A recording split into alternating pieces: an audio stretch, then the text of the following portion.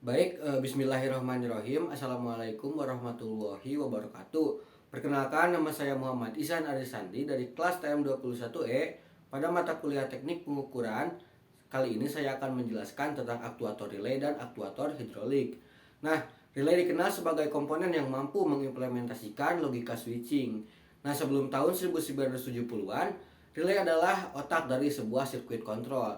Baru setelah itu PLC muncul untuk mulai menggantikan dari posisi relay tersebut. Nah, relay yang paling sederhana yang paling banyak digunakan ialah relay elektromekanis yang memberikan gerakan mekanis saat menerima energi listrik. Secara sederhana, relay elektromekanis didefinisikan sebagai berikut. Yang pertama yaitu alat yang menggunakan gaya elektromagnetik untuk menutup atau membuka sebuah kontak saklar.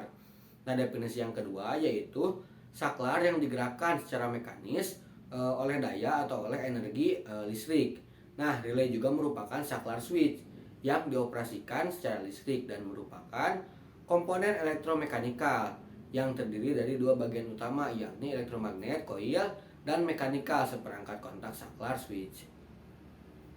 Relay menggunakan prinsip elektromagnetik untuk menggunakan kontak saklar, sehingga dengan arus yang kecil atau yang biasa kita sebut sebagai low power dapat menghantarkan listrik yang bertegangan lebih tinggi. Sebagai contohnya dengan relay yang menggunakan elektromagnetik 5 volt dan 50 mA mampu menggerakkan amatur relay yang berfungsi sebagai saklarnya untuk menghantarkan listrik sebesar 220 volt 2 ampere. Nah, kontak point relay terdiri dari dua jenis, yaitu yang pertama yaitu normal close atau biasa disingkat NC, yaitu kondisi awal sebelum diaktifkan akan selalu berada di posisi close atau tertutup. Dan yang kedua yaitu normally open atau NO, yaitu kondisi awal sebelum diaktifkan akan selalu berada pada posisi open atau terbuka. Nah, beberapa fungsi relay adalah sebagai remote control, sebagai penyesuaian voltage tegangan listrik, sebagai penguat daya, sebagai logika kontrol, sebagai proteksi tegangan, dan sebagai pengatur putaran sebuah motor DC. Nah, pada relay ada pull and throw karena relay merupakan salah satu jenis dari saklar. Maka istilah pull and throw yang dipakai dalam saklar juga berlaku pada relay. Nah, berikut ini adalah penjelasan singkat mengenai istilah pull and throw. Yang pertama yaitu pull, banyaknya kontak.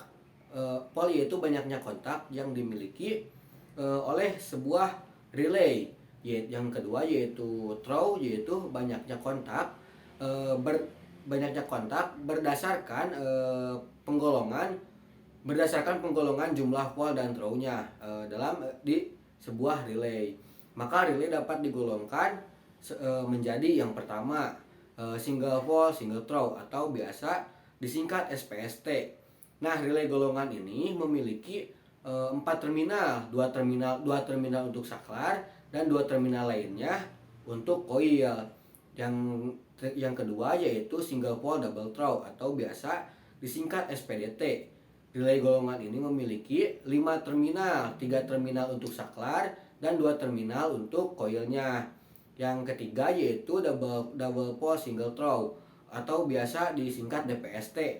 Relay golongan ini memiliki 6 terminal, diantaranya 4 terminal yang terdiri dari 2 pasang terminal saklar. Nah, sedangkan 2 terminal lainnya untuk coil. Nah, relay DPST dapat dijadikan 2 saklar yang dikendalikan oleh 1 coil. Lalu ada double pole double throw atau biasa disingkat DPDT. Relay golongan ini memiliki jumlah terminal terbanyak, yaitu 8 terminal. Di antaranya 6 terminal yang merupakan dua pasang relay SPDT yang dikendalikan oleh 1 atau single coil. Nah, sedangkan 2 terminal lainnya untuk coil. Selain golongan relay di atas, terdapat juga relay yang pole dan throw-nya itu lebih dari 2, misalnya triple pole double throw ataupun 4 pole double throw dan lain sebagainya.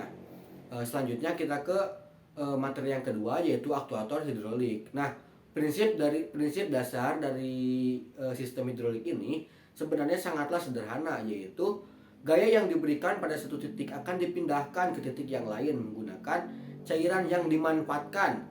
Cairan yang biasa digunakan adalah fluida cair, oli, seperti oli. Nah, jika Anda memberikan gaya ke bawah pada piston bagian kiri, maka gaya tersebut akan mentransmisikan eh, ke piston kedua di bagian kanan melalui minyak dalam pipa atau fluida dalam pipa. Nah, hal yang menarik dari sistem hidrolik ini adalah pipa yang menghubungkan kedua silinder tersebut dapat mempunyai panjang dan bentuk yang berbeda. Yang penting tidak bocor, karena kebocoran tersebut bisa mengganggu kemampatan dari minyak atau oli tersebut. Nah, contohnya seperti dongkrak, seperti pompa angin. Nah, adapun komponen dasar dari sistem hidrolik yang pertama yaitu pompa. Komponen yang digunakan untuk mengubah energi mekanik menjadi energi hidrolik. Yang kedua yaitu pipa dan selang. Nah, komponen yang digunakan untuk menyalurkan atau mentransmisikan tenaga hidrolik. Yang ketiga yaitu valve atau bagian yang mengatur dari tegangan hidroliknya. Yang keempat ada silinder hidrolik dan motor hidrolik, komponen yang berfungsi untuk mengubah tenaga hidrolik ke tenaga mekanik atau tenaga dorongan. Nah, komponen tambahan pada sistem hidrolik yang pertama yaitu ada tangki, digunakan sebagai wadah cairan hidrolik. Yang kedua ada pendinginan dan pemanasan. Nah, ini diperlukan untuk menjaga suhu oli pada suhu operasi yang diinginkan. Yang ketiga adalah ada filter hidrolik, digunakan untuk menyaring kotoran pada oli hidrolik. Yang keempat yaitu alat pengukur tekanan yang digunakan untuk mengukur tekanan dalam sistem hidrolik. Nah, yang kelima yaitu pengukur aliran yang digunakan untuk mengukur aliran oli hidrolik atau fluida dalam hidroliknya. Mungkin cukup sekian yang dapat saya sampaikan pada mata kuliah teknik pengukuran sesi ke-10 dari mata kuliah teknik pengukuran sesi ke-10 aktuator relay dan aktuator hidrolik. Billahi taufik wal hidayah. Wassalamualaikum warahmatullahi wabarakatuh.